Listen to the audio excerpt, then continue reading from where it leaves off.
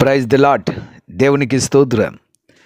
క్రీస్తునందు ప్రియ సహోదరి సహోదరులారా, మన ప్రభును రక్షకుడునైన యేసుక్రీస్తు నామములో మీకు వందనములు తెలియజేయుచున్నాం. ఈ ఉదయకాలపు సమయమందు ప్రభు మిమ్మల్ని అత్యధికముగా దీవించి ఆశీర్వదించి నడిపించి బలపరచునుగాక.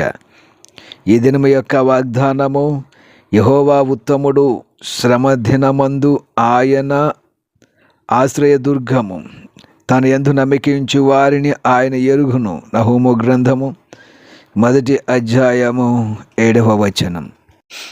క్రీస్తునందు ప్రియ సహోదరి సహోదరులారా, ఆయన తన యందు నమ్మికించు వారిని ఆయన ఎరిగి ఉన్నాడు.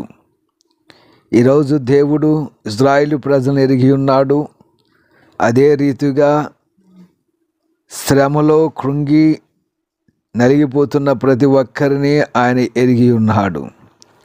ఎవరైతే తన యందు భయభక్తులు కలిగి ఉన్నారో వారందరూ కూడా ఆయనకు తెలుసును అని దేవుని యొక్క వాక్యం తెలియజేస్తుంది. అందుకనే దేవుడు ఆకాశము నుండి నరులను పరిశీలన చేయుచున్నాడని దేవుని యొక్క లేఖనము తెలియజేస్తుంది. వివేకము కలిగి దేవుని వెదుకువారు కలరేమో అని ఆయన ఆకాశము నుండి నరులను పరిశీలన చేయుచున్నాడు. ప్రియ సహోదరి సహోదరులారా, ఆయన మిమ్మను ఎరిగి ఉన్నాడు. దేవుని ప్రజలను ఇజ్రాయెల్ని ఎరిగిన దేవుడు తన యందు నమ్మిక ఉంచిన వారిని అందరినీ ఆయన ఎరుగును. తిమోతికి వ్రాసిన పత్రికలో అపోస్తలుడు ఈ విధంగా తెలియజేస్తున్నాడు. అయినను దేవుని యొక్క స్థిరమైన పునాది నిలకడగా ఉన్నది, ప్రభు తన వారిని ఎరుగును. 2వ తిమోతి 2వ అధ్యాయము 19వ వచనం.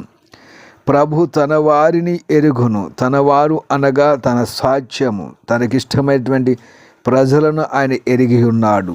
అంతేకాకుండా నా గొర్రెలు నా స్వరము వినును, నేను వాటిని ఎరుగుదును. యోహాను సువార్త 10వ అధ్యాయము 27వ వచనం. దేవుని స్వరము వినే గొర్రెలమైనటువంటి మనలను ఆయన ఎరిగి ఉన్నాడు. మనలను ఆయన ఎరిగి ఉన్నాడు. మనము ఆయనను ఎరగకపోయినప్పటికీ ఆయన మనలను ఎరిగి ఉన్నాడు. మనము ఆయన ప్రేమించకపోయినప్పటికీ ఆయన మనలను ప్రేమించుచున్నాడు. అందుకనే బైబిల్ గ్రంథమందు నతనయేలును గూర్చినటువంటి ఒక మాటను బైబిల్ గ్రంథంలో మనం చూస్తున్నాము. పిలుపు వచ్చి మేము మెషియాను కనుగొన్నాము, ధర్మశాస్త్రం ఉన్నటువంటి ఆయన కనుగొన్నామనినప్పుడు నతనయేలు ఆశ్చర్యపోతున్నాడు. నజరేతుల నుండి అంత మంచిది ఏదైనా రాగలదా అని అంటూ అతడు ఫిలిప్పుతో కలిసి వస్తున్నప్పుడు వారిద్దరిని చూసినప్పుడు యేసయ్య ఆ నతనయేలును గురించి చెప్తున్నాడు. ఇతడు ఆత్మలో కపటము లేని వాడు, ఇతడు నిజముగా ఇజ్రాయేలీయుడని చెప్తున్నాడు. అప్పుడు అంటున్నాడు నతనయేలు, నన్ను నువ్వు ఎలా ఎరుగుదు అని ఆయన అడుగుతున్నాడు. అప్పుడు ఆయన చెప్తున్నాడు, ఫిలిప్పు నిన్ను పిలువక ముందే నువ్వు అంజూరపు చెట్టు కింద ఉన్నప్పుడే నేను నిన్ను చూచాను. యోహాను సువార్త 1వ అధ్యాయం 47వ వచనం. ప్రియ సహోదరి సహోదరులారా, ఆయన నిన్ను ఎరుగును, నీ పేరు కూడా ఆయనకు తెలియను.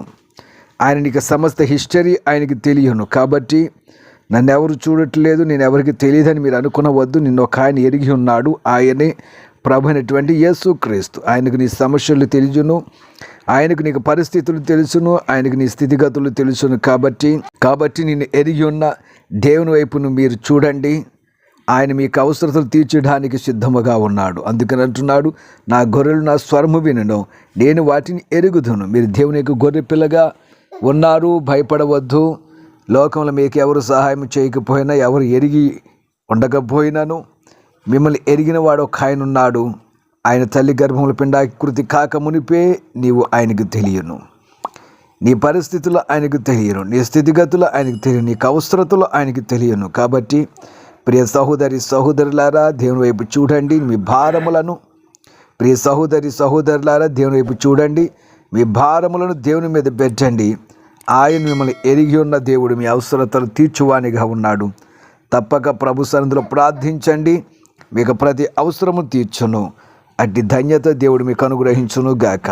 ఆమేన్. ప్రార్థన చేద్దాం. ప్రియ పరమ తండ్రి, జీవాధిపతి, రక్షకుడా, విమోచకుడా, సజీవుడమైన తండ్రి, నీ బిడ్డలను మీరు ఎరిగి ఉన్నారు. వారి అవసరతలు ఎరిగిన దేవుడవు, వారికి పరిస్థితులను ఎరిగిన దేవుడవు, వారికి ఆర్థిక పరిస్థితులు ఎరిగిన దేవుడు, వారి సమస్యలు ఎరిగిన దేవుడవు. తప్పక వారికి సహాయం చేయండి. ఎవరైతే మీ సన్నిధిలో ప్రార్థిస్తున్నారో వారందరికీ నీ దైవ సహాయము దయచి నీ ఆశీర్వాదం మేలును వారికి అనుగ్రహించి కృపతో నడిపించి బలపరచండి. యేసు నామమున అడుగుచున్నాము తండ్రి. Amen, amen, amen.